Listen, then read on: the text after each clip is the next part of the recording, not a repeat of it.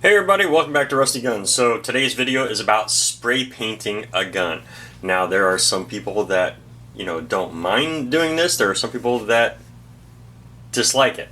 For me, I pretty much don't care.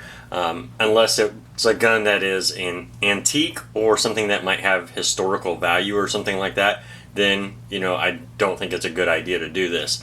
But simple guns, common guns, AR-15s, guns like this Sigma that I'm going to be painting, and other guns. I think it's fine to do it if you want to, if it's something that you want to do. But there's other options. You can take and have it Cerakoted. You can use vinyl decals to make a different look for the gun, or you can simply spray paint it. Now, like in a lot of Hollywood films, that's exactly what they do. They just simply spray paint those guns. So if you want that battle-worn look, that's kind of how they do that.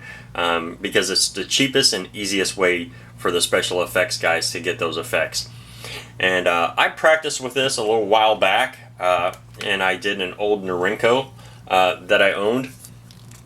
I'll show it to you guys right here. I'll move this out of the way. And so this was just a metal blued gun, and then I, kind of spray painted it. I put a little bit of a snake pattern on it. And it was kind of just an experimental thing for me because it wasn't something I'd ever really done before. And so, I wanted to try this out and give it a shot. And, it came out okay. I don't mind it. I will say that if you do this, make sure that you use a flat paint.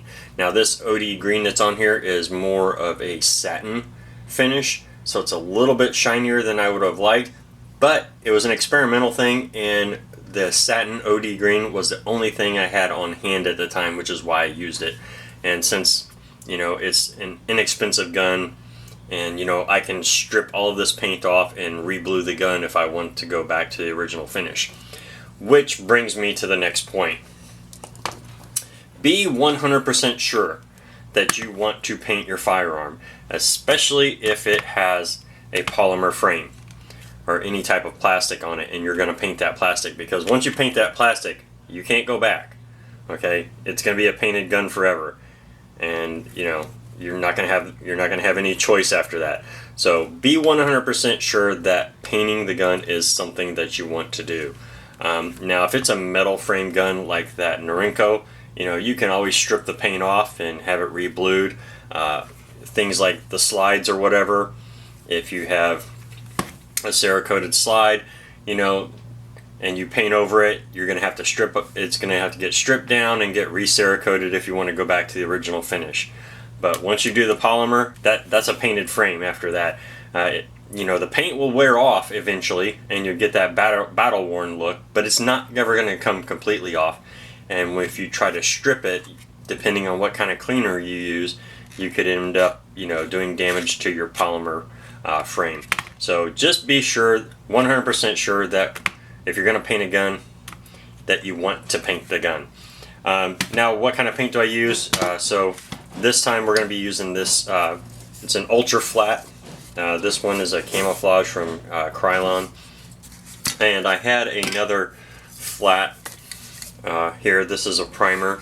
It's a rust preventative, but it's more of a sand dollar, so it's like a lighter shade. And basically what I did was I went out and I spray painted a couple of things with it. I spray painted some metal with each one of them to see what it's going to look like. I also spray painted some plastic so that I know exactly what kind of color I'm going to get, which will bring me to my next tip for you guys. If you are doing this, if you're going to be painting any kind of pattern on the gun, so like on this one I have kind of like a little bit of a snake skin pattern on it, that is simply done by using a piece of laundry bag or whatever. It has those little kind of diamond shapes in it. But any kind of pattern that you're going to put on the firearm, what you want to do is trace out the shape of your gun on a piece of cardboard, and do your pattern on that shape first before you start trying to do it on your gun. So make sure that you know what kind of pattern you're going to be laying down and that you practice with it a couple times. I didn't on this gun because I was just simply going to be using this, so it wasn't that big of a deal. And like I said, it was a practice gun. It was just something for me to experiment with, so it really didn't matter. But with this gun, we're simply going to do just a straight flat, it's kind of like a flat dark earth, I guess is the typical, what they typically call it. Me, it's basically tan. So we're going to do this color on this gun today. So let's get into the process of it. First thing we're going to do is the gun has to be stripped apart, okay? Now, I could paint the gun like this if I wanted to, but then I would have to make sure I mask off all of these different parts that I don't want paint getting into, okay? So like in the back of this, it has a big hole back here. At the rear, has these holes. You can't let paint get back in there because you can foul up your firing pin mechanism. And you want to make sure the gun functions perfectly fine after you paint it. So for this gun, I'm going to strip it completely down. Anything I don't want painted, going to get pulled out. Alright, here we go. Okay, so we got the gun completely stripped apart.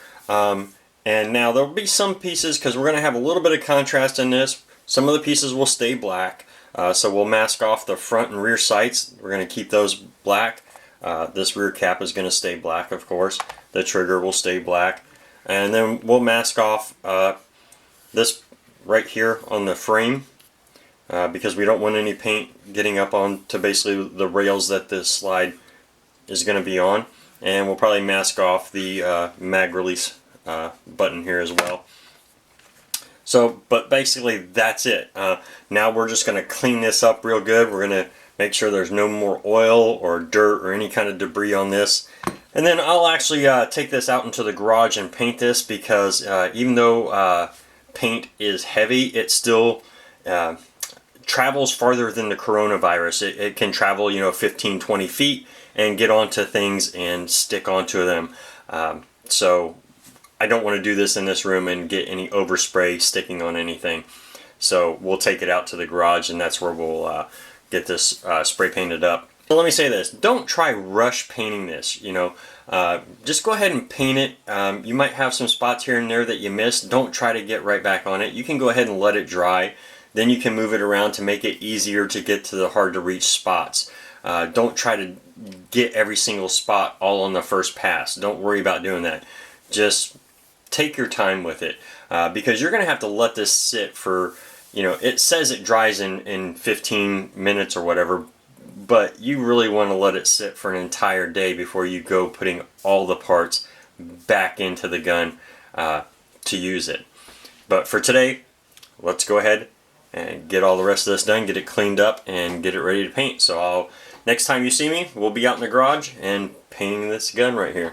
Alright, so as you can see here, we got them both set up, and I've got everything masked off on them, and I've just got them propped up. And like I said, I'm not going to try to get every single spot on each one of these pieces on the first pass.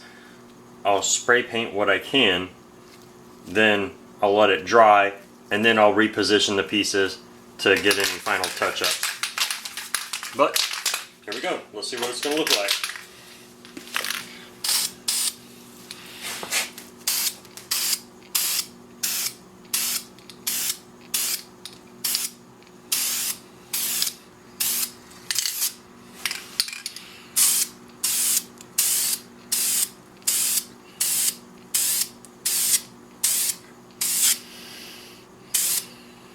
I can already tell I forgot to mask off the mag release button, but that's alright.